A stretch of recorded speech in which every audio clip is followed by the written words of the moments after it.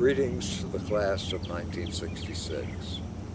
If you are listening to this, you have survived 50 years since your days at the college. And on this, you should be congratulated.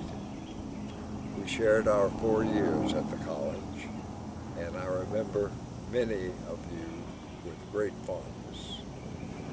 Those years were times of historical significance.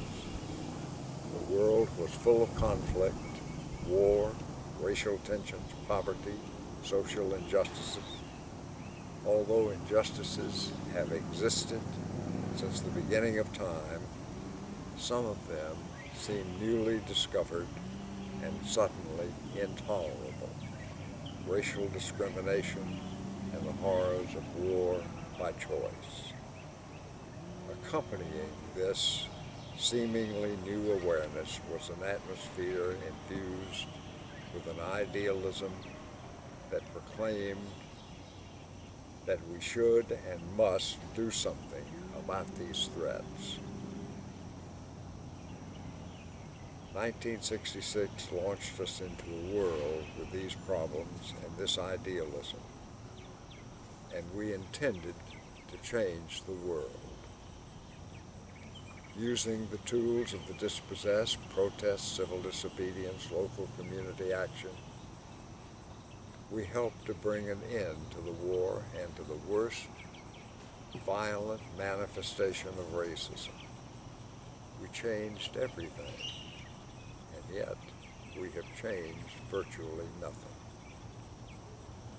Despite the apparent progress of the day, across the decades of surviving, careers and families, mortgages and car payments, the urgency of our mission has faded. The magic of our idealism has waned.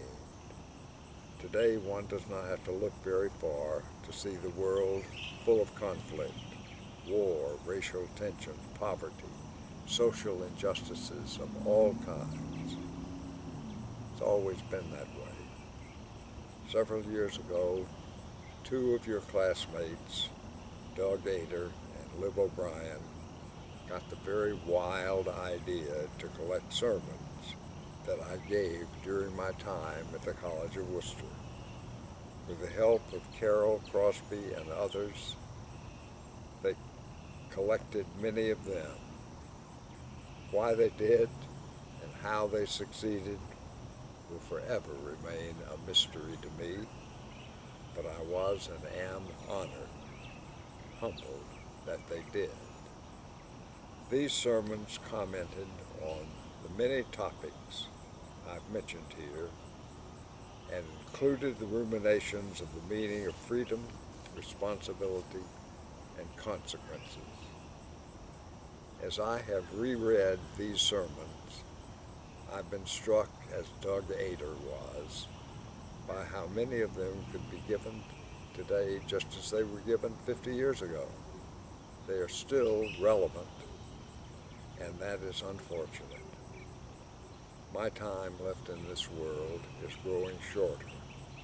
Perhaps there are times when you feel the same way, but I urge you not to give up.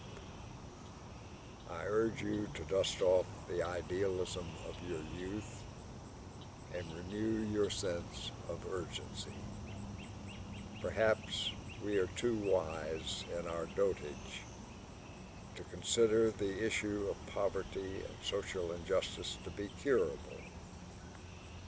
but even to manage them as chronic diseases will take all of the energy and idealism of the coming generations. The tools of our dispossessed are still available to us.